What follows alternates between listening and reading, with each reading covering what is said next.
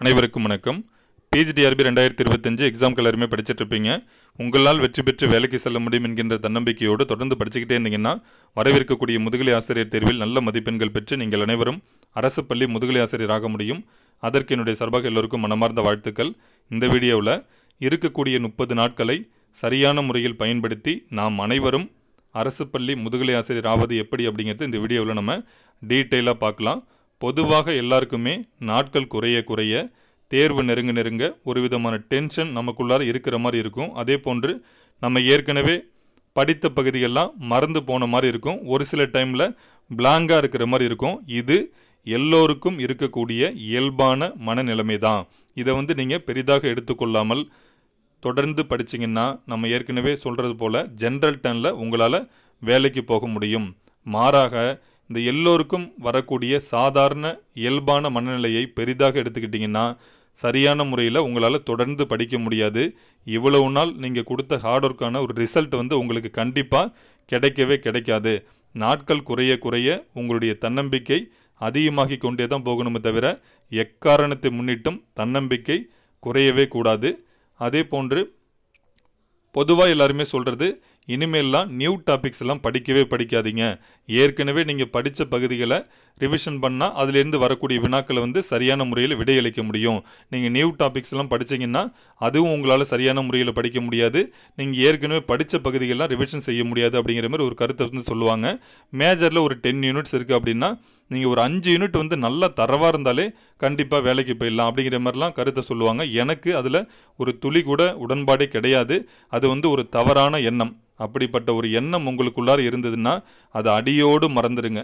ஏன்னா பொதுவாக எல்லாருமே பண்ணக்கூடிய ஒரு மிஸ்டேக்ஸ் என்னன்னு பார்த்தோம்னா, ஒரு யூனிட் இருக்குது அப்படின்னா அதில் ஒரு சில டாபிக்ஸ் கொஞ்சம் டஃப்பாக இருக்கலாம். அது நம்ம என்ன செய்வோம், இந்த டாப்பிக்லாம் வேணாம், ஏன்னா நமக்கு படிக்க முடியாது. சரி, அதுலேருந்து கேள்விலாம் கேட்க மாட்டாங்க. நம்மளே ஒரு முடிவு பண்ணிப்போம், இந்த டாப்பிக்லேருந்துலாம் கொஷின் கேட்க போகிறதில்ல. ஏற்கனவே நடைபெற்ற தேர்வுகள்லாம் இந்த டாப்பிக்லேருந்துலாம் கொஷின் இது வரைக்கும் கேட்டதே கிடையாது. சரி, அப்படியே கேட்டால் என்ன செய்கிறது? சரி, கேட்டாலும் ஒரு கேள்வி 2 கேள்வி தானே வரப்போகுது. நம்ம என்ன ஒரு 10 கேள்வி வந்துட போதும். அதை மாதிரி கேட்டாங்கன்னா 10 கேள்வி தானே போயிட்டு போகுது. நம்ம மீதி மார்க்கில் மேக்ஸிமம் மார்க் எடுத்தாலே நம்ம வேலைக்கு போயிடலாம் அப்படிங்கிற மாதிரி ஒரு தவறான எண்ணத்தோடு நிறைய யூனிட்டில் பார்த்தோம்னா நிறைய சப்டாபிக்ஸ் நம்ம படிக்கவே மாட்டோம். அது பார்ட் ஏவாக இருக்கட்டும், பார்ட் பியில் வரக்கூடிய மேஜராக இருக்கட்டும், எஜுகேஷன் ஜிகேவாக இருக்கட்டும், நம்மளாவே ஒரு தவறான புரிதல் நமக்குள்ளார எப்பவுமே இருக்கும். இதுலேருந்து வராது, சரி அப்படியே வந்தாலும் ஒரு கேள்வி 2 கேள்வி தான், அது பார்த்துக்கலாம் அப்படிங்கிற மாதிரி ஒரு கான்ஃபிடென்ட் ஒரு பக்கம் இருந்தாலும் கூட இன்னொரு பக்கம் என்ன சொல்லும், நம்ம இவ்வளோ டாபிக்ஸ் படிக்காமல் இருக்கோம், இவ்வளோ பகுதிகள் படிக்காமல் இருக்கோம், இதிலேருந்துலாம் நிறைய கொஷின்ஸ் வந்துட்டால் என்ன பண்ணுறது அப்படின்னு ஒரு பக்கம் நமக்கு யோசனை வந்துக்கிட்டே இருக்கும்.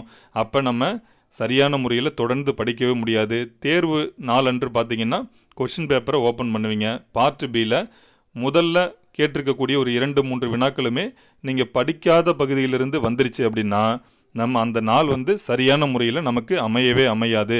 நீங்கள் நல்லா ஹார்ட் ஒர்க் பண்ணிட்டு போனால் அந்த யூனிட்லேருந்து கேட்ட கொஷின் கூட உங்களால் சரியான முறையில் விடையளிக்க முடியாத சூழல் உங்களுக்கு ஏற்படுவதற்கான வாய்ப்பு இருக்குது. அதனால தான் நான் சொல்கிறேன், என்னுடைய கருத்து, நீங்கள் இதுவரைக்கும் படிக்காத பாடப்பகுதிகளை கண்டிப்பாக உங்களால் முடிந்த அளவுக்கு ஒரு முறையாவது நீங்கள் ரீகால் கண்டிப்பாக செய்யணும்.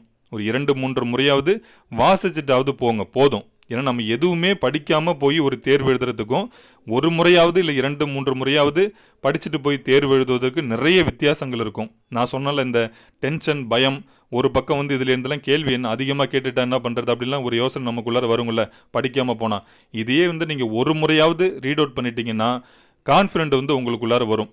ஏன்னா இப்போ நம்ம படிக்காத பகுதியிலும் எதுவுமே இல்லையே, நம்ம என்ன செய்வோம், நம்ம ஒரு முறையாவது படிச்சிட்டோம், நமக்கு 4 ஆப்ஷனில் நம்ம படித்ததுலேருந்து ஒரு ஆப்ஷனை நம்மளால் கண்டுபிடிக்க முடியும் அப்படிங்கிற மாதிரி ஒரு கான்ஃபிடென்ட் உங்களுக்குள்ளார வந்துருச்சுனாலே ஆட்டோமேட்டிக்காக நீங்கள் நல்லா படிப்பீங்க, நல்லாவும் எக்ஸாம் எழுதுவீங்க. தேர்வு நாளன்று கான்ஃபிடென்ட்டோடு போய் ஒரு எக்ஸாம் எழுதும்போது நமக்கு நன்கு தெரிந்த வினாக்களில் ஒரு சிறு தவறு கூட ஏற்படாத வகையில் விடையளிப்பதற்கான வாய்ப்பு இருக்குது. அதே போன்று அப்ளிகேஷன் ஓரியன்டாக கேட்டிருக்கக்கூடிய கொஷனுக்கு கூட நம்ம கான்ஃபிடென்ட்டோடு எக்ஸாம் எழுதும்போது சரியான விடையளிப்பதற்கும் வாய்ப்பு இருக்குது. நீங்கள் எதிர்பார்க்கிற மார்க்கை விட கூடுதலான மதிப்பெண்களும் உங்களுக்கு கிடைப்பதற்கும் வாய்ப்பு இருக்குது. அப்போ கான்ஃபிடென்ட்டு உங்களுக்குள்ளார வரணும் அப்படின்னா இந்த மாதிரியான ஒரு எண்ணங்கள்லாம் உங்களுக்கு அடியோடு மறந்துட்டு நீங்கள் இது வரைக்கும் படிக்காத டாபிக்ஸ் இருந்தால் தயவு செய்து சொல்கிறேன், ஒரு முறையாவது அதை ரீட் அவுட் பண்ணிவிட்டு போங்க.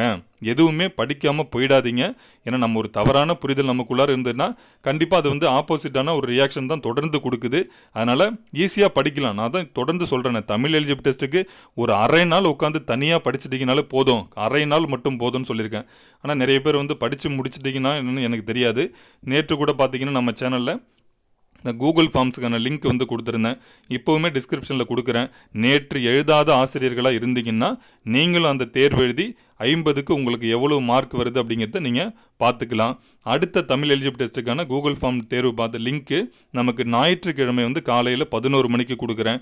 அதை வந்து எல்லாருமே உங்களுக்கு தேர்வு நேர ஒரு ரிவிஷனாக வந்து நீங்கள் பயன்படுத்திக்கலாம். அப்போ இந்த 30 நாட்கள் இருக்குது அப்படின்னா நம்ம படிக்காத பகுதிகளை கம்பல்சரி படித்தே ஆகிறோம். அதே போல் ஏற்கனவே படித்த பகுதிகள், புதிதாக படித்த பகுதி எல்லாத்தையும் சேர்த்து நம்மளால் முடிந்த அளவுக்கு ரிப்பீட் ரிவிஷன் வந்து கொடுத்துக்கிட்டே இருக்கோம்.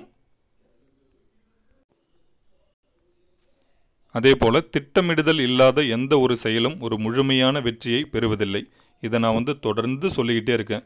ஏன்னா இன்றைக்கி நம்ம என்ன படிக்கணும் அப்படிங்கிறத நேற்றே நம்ம வந்து முடிவு செய்யணும். அதே போல் நாளைக்கு என்ன படிக்க போகிறோம், அடுத்த நாள் என்ன படிக்கணும் அப்படிங்கிறது நம்ம முன்கூட்டியே திட்டமிட்டால் மட்டும்தான் அது வந்து நீங்கள் எதிர்பார்க்கக்கூடிய அளவுக்கு இல்லாமல் இன்னும் கூடுதலான உங்களுக்கு ரிசல்ட் வந்து கிடைக்கும்.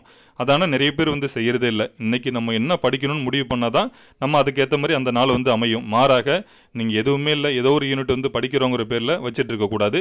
இன்றைக்கி நம்ம என்ன செய்ய போகிறோம், நான் ஏற்கனவே சொன்னது போல் இந்த படிக்காத பாடப்பகுதிகள் இருந்துன்னா அது உங்களுக்கு எந்த நேரம் வந்து உகந்ததாக இருக்கோ, அது அதிகாலை நேரம் ஒரு சிலருக்கு கிடைச்சிருக்கும். இல்லை உங்களுக்கு எந்த டைம் வந்து ஓரளவு வந்து பீஸ்ஃபுல்லாக இருக்குது, இந்த கவனச்சிதறல் இல்லாமல் இருக்குது, அந்த டைமில் பார்த்தீங்கன்னா இது வரைக்கும் படிக்காத டாபிக்ஸ் இருந்துன்னா அதை வந்து அந்த டைமில் வந்து படிங்க.